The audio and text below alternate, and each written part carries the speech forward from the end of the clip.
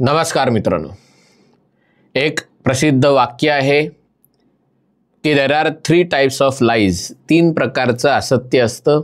Lies, damped lies and statistics, म्हणजे खोटं, धादांत खोटं आणि स्टॅटिस्टिक्स.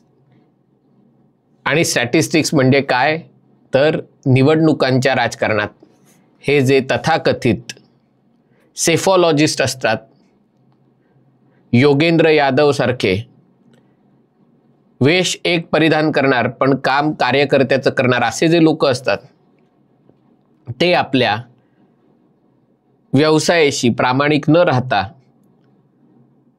हेतुतः भ्रम निर्माण करण्याचा प्रयत्न करतात. इथे योगेंद्र यादवांचा विषय नाहीये, तर CSDS centre for studies of developing societies ही जी पुरोगामी संघटना आहे त्यांची नावं अशीच काहीतरी विचित्र असतात. पण या CSDSचे संजय कुमार यांनी राहुल गांधी आणि काँग्रेसच्या साथीने जो काही भ्रम निर्माण करण्याचा प्रयत्न केलाय, केवळ आणि केवळ भाजप सरकार आहे म्हणून ते माफी मागून सुटू शकलेले आहेत. जर काँग्रेसचं सरकार असतं तर यांना फरफटत पोलीस स्टेशनमध्ये नेण्यात आलं असतं आणि त्यांची वरात काढली असती. नेमकं झालंय काय तर गेले काही महिने सातत्याने राहुल गांधी आरोप करत आहेत की 2024च्या लोकसभा निवडणुका ते 2024च्या महाराष्ट्रातील विधानसभेच्या निवडणुका यामध्ये मोठ्या प्रमाणावर व्होट चोरी झालेली आहे. म्हणजे पहिले त्यांचं म्हणणं होतं की विधानसभेच्या निवडणुकांमध्ये अचानक संध्याकाळी 5 वाजल्यानंतर लाखोंच्या संख्येने मतदान वाढलं आणि हा सगळा EVMचा घोटाळा आहे. नंतर त्यांनी त्यांच्या थेअरीमध्ये बदल केला आणि EVMच्या घोटाळ्यापेक्षा वोट चोरी झालेली आहे असं सांगायला सुरुवात केली.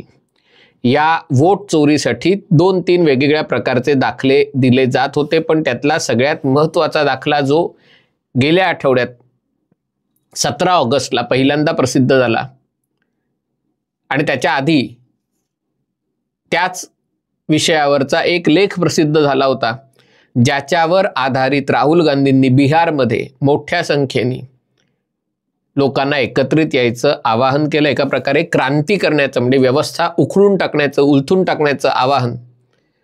आणि राहुल गांधींचे काजू इकडे तशा प्रकारचं आवाहन करत आहेत की क्रांतीची आता वेळ झालेली आहे. आणि याच्यासाठी खास करून महाराष्ट्रातल्या काही जागांबद्दल सांगितलं जात होतं. याबाबत काँग्रेसचे ज्येष्ठ नेते प्रवक्ते पवन खेरा यांनी ट्विट केलेलं आहे, ते अजूनही डिलीट केलेलं नाहीये. त्यांचं म्हणणं होतं की महाराष्ट्रातल्या रामटेक आणि देवळाली या मतदारसंघांमध्ये साधारणतः 40% मतदारांची संख्या 40% घटली 6 महिन्यात. आणि दुसरीकडे नाशिक पश्चिम आणि हिंगणा या 2 मतदारसंघामध्ये 45% मतदारांची संख्या वाढलेली आहे. 6 महिन्याच्या काळात 40% घट किंवा 45% वाढ होणं अशक्य आहे. आणि याबाबत काँग्रेसने काय भूमिका घेतलेली आहे वगैरे वगैरे त्यांच्या लेखात आहे. काँग्रेस त्यांच्याच लेखाचा संदर्भ देऊन भूमिका घेतं आणि ते काँग्रेसकडे बोट दाखवतं. म्हणजे उंदराला मांजर साक्ष, हा याच्याकडे बोट दाखवतोय, तो त्याच्याकडे बोट दाखवतोय आणि दोघं मिळून भ्रम निर्माण करतायत. आणि त्याचा पुढचा भाग म्हणजे थेट निवडणूक आयोगावर आणि निवडणूक आयुक्तांवर हल्ला करण्यात आला. त्यांची मुलगी, त्यांची दुसरी मुलगी, जावई हे IAS ऑफिसर आहेत आणि मग त्यांना कशी पदं, कुठल्या पदावर आहेत आणि हे पद त्यांना मिळालं हे नक्की त्यांनी मोदी सरकारची तळी उचलल्याबद्दल, मोदी सरकारला महाराष्ट्रामध्ये भाजपाला यश मिळवून दिल्याबद्दल बक्षीस म्हणून, म्हणजे यांच्या घराण्यातल्या कोणीही, अगदी पंडित जवाहरलाल नेहरूंनीही कोणताही उद्योग केला नाही. जर उद्योग केला असता तर ते उद्योगात किती चांगले असते ही गोष्ट स्पष्ट झाली असती. शेवटचा उद्योग कोणी केला असेल तर तो पंडित मोतीलाल नेहरूंनी केला. जवाहरलाल नेहरूंनी चरितार्थासाठी काहीही काम केलं नाही, ना इंदिरा गांधींनी केलं. राजीव गांधी पायलट होते पण तेही राजकारणात आले. संजय गांधींनी सरकारी उद्योग बुडवण्याचं काम केलं. राहुल गांधी परदेशी विद्यापीठात शिकलेत, 2चे 25 करायचे हा धंदा त्यांना माहिती आहे, पण अर्थात त्याच्यात सरकारला फायदा होत नाही, सरकार खिशात तोट्यात जातं. प्रियंका वड्रा यांचं काय काम आहे कोणाला माहिती नाही. म्हणजे यांच्या घराण्यातले कोणीही काहीही चरितार्थासाठी काम न करता महत्वाच्या पदावर जातात, लोकसभेचे सदस्य होतात, यांना कोणी काही बोलायचं नाही. पण त्या ज्ञानेश कुमार यांच्या परिवारावर चिखलफेक करण्यात आली. राहुल गांधींनी तर सरळ सरळ इशारा दिला की निवडणूक आयोगातल्या लोकांनो, आमचंही सरकार येईल आणि तेव्हा तुम्ही जिथे असाल, जसे असाल तिथे तुम्हाला उचलून तुम्हाला लक्ष केलं जाईल आणि त्यामुळे ही गोष्ट विसरू नका, असं राहुल गांधी तेव्हा निवडणूक आयोगाला त्यांनी धमकी दिली होती. आता या CSDSच्या आकडेवारीतली गफलत समोर आल्यानंतर त्यांनी ते ट्विट डिलीट केलेलं आहे आणि माफी मागितलेली आहे. त्यांनी काय घोळ घातला, खरोखरच घोळ घातला गेला का चुकीमुळे झालं का जाणीवपूर्वक केलं हे अजून माहिती नाहीये.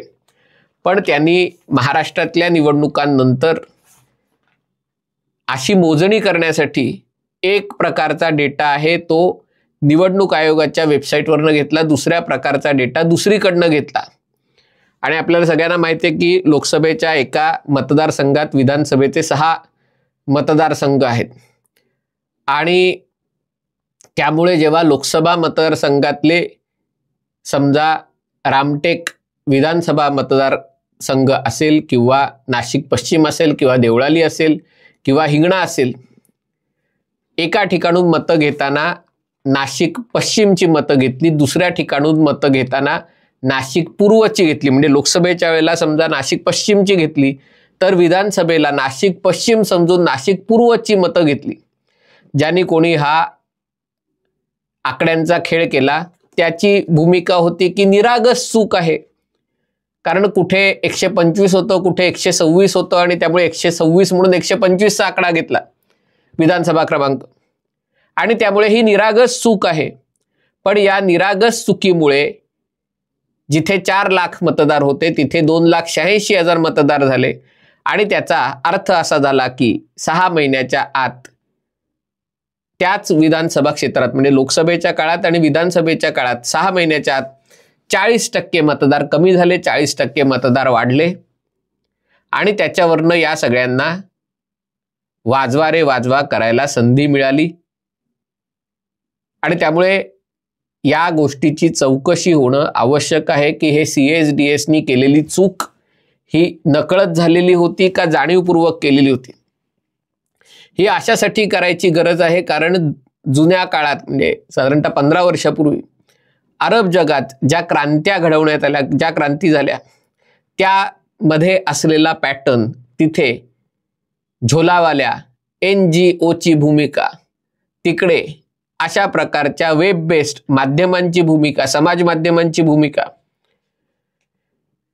स्कॅनर खाली आली, त्याची चौकशी झाली. बांगलादेशात ज्या पद्धतीच्या गोष्टी झाल्या, ज्या प्रकारे शेख हसीनाचं सरकार उलथवून टाकण्यात आलं, त्याच्यातही पुन्हा हाच पॅटर्न, अशाच प्रकारच्या NGO माध्यम आणि व्यवस्थेवर प्रश्नचिन्ह निर्माण करायचं, निवडणुका खोट्या झाल्या, निवडणुका लाटल्या, असं नॅरेटिव्ह तयार करायचा आणि मग त्याच्या विरुद्ध रस्त्यात उतरायचं आणि रस्त्यात उतरून सरकारला सळोकापळू करून सोडायचं.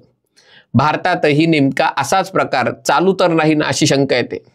भारत काही बांगलादेश नाहीये, भारत काही ट्युनिशिया किंवा इजिप्त नाहीये, पण प्रयत्न त्याच प्रकारचे सुरू आहेत. आणि त्याच्यासाठी जेव्हा CSDS सारखी संस्था खातरजमा न करता, चुका होऊ शकतात, चुका सगळ्यांकडनं होऊ शकतात आणि याच्यातही चूक झाली असण्याची शक्यता असू शकते, मी नाही म्हणत नाहीये, पण खातरजमा न करता त्याच्यावर आधारित लेख लिहिला जातो, मग त्याच्यावर आधारित ट्विट केलं जातं. ज्या दिवशी हे ट्विट केलं जातं त्याच दिवशी योगायोग म्हणजे राहुल गांधींची बिहारमध्ये लोकशाही बचाव का काय ती यात्रा असते आणि त्यामुळे या सगळ्याचा संबंध लागणं स्वाभाविक आहे. CSDSनी निदान माफी तरी मागितली. खरं तर त्यांनी हे स्पष्ट करायला हवं होतं की हे सगळे पवन खेडा, राहुल गांधी, ज्यांनी आमची आकडेवारी वापरून गोष्टी आरोप केलेले आहेत त्यांनी देखील माफी मागावी, त्यांनी देखील ही पोस्ट डिलीट करावी. पण लोकांच्या स्मृतीत फार काही राहत नाही. 2-3 दिवसांनी लोक विषय विसरतात आणि त्यामुळे आपण आपलं ट्विट डिलीट केलं, मागे घेतलं. पण काँग्रेसनी त्याच्यातनं जो भ्रम तयार केलाय तो काँग्रेसची जबाबदारी. ते आमचं काय हे आहे? आमच्या माहितीच्या आधारे काँग्रेसनी जर काही केलं तर ती काँग्रेसची जबाबदारी आहे. अशा प्रकारची भूमिका आजही त्यांचं म्हणणं होतं आमची जर त्यांनी सगळी माहिती वापरली असेल तर त्यांनी चूक केली हे समजू शकतो, पण त्यांनी दुसरीकडनं ही माहिती घेतली असू शकते असं जर तर बोललं. त्याच्यातनं मग हे पुण्यातले भामटे, निर्भय बानो गँग, त्यांचं लगेच सुरू झालं की हे सगळं संजय कुमारनाच दबावाखाली आणून केलं जातंय. आम्ही म्हणे रस्त्यावर फिरत होतो, आम्ही विदर्भात फिरत होतो काँग्रेसच्या प्रचाराची सुपारी घेऊन, आणि आम्ही रस्त्यावर फिरताना आम्हाला जाणवत होतं की मोदी सरकार विरुद्ध किती प्रचंड असंतोष आहे आणि महाराष्ट्रातही तसाच असंतोष होता, आणि तरी देखील भाजपला 137 जागा मिळतात का 132 जागा मिळतात. याचा अर्थ नक्कीच निवडणुकांमध्ये घोटाळा झालेला आहे. म्हणजे अशा प्रकारची आरोपाची पिपाणी वाजवून हे सुमडीमध्ये पडद्याआड होतात आणि मग राजकीय नेते त्याचं भांडवल करायला लागतात. पाश्चिमात्य देशातली माध्यमं लगेच त्याच्यात DW आणि फ्रान्स 24 वगैरे राहुल गांधींना कशा प्रकारे अटक करण्यात आली याची बातमी लावली होती, आणि म्हणून म्हटलं की या सगळ्याचा संबंध उलगडणं आवश्यक आहे. आणि जे दोषी असतील, जर हे हेतुता झालं असेल तर त्यांना व्यवस्था उलथवून टाकण्याच्या कटाखाली, अराजकता पसरवण्याच्या कटाखाली कडक शिक्षा होणं आवश्यक आहे.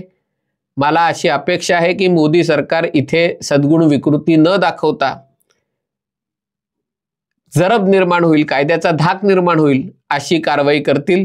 भले त्याच्यात पत्रकार असतील, भले त्याच्यात हे सेफोलॉजिस्ट असतील, भले त्याच्यात राजकीय नेते असतील, कोणालाही सोडलं जाणार नाही. पण आपल्या देशात प्रतिमा कदाचित कधी निर्माण करण्याच्या दृष्टीने या गोष्टी करणं टाळलं जाईल. मला कल्पना नाही, माझा वैयक्तिक दृष्ट्या त्याला विरोध आहे. पण तरी देखील ही जी गोष्ट समोर येते ती देशाच्या लोकशाहीसाठी आणि व्यवस्थेसाठी अतिशय गंभीर अशी आहे. हा व्हिडिओ आपल्याला आवडला असेल तर कृपया लाईक करा, शेअर करा आणि चॅनल सबस्क्राईब करण्याची विनंती आहे. तुर्तास इथेच थांबतो. पाहत रहा MH48.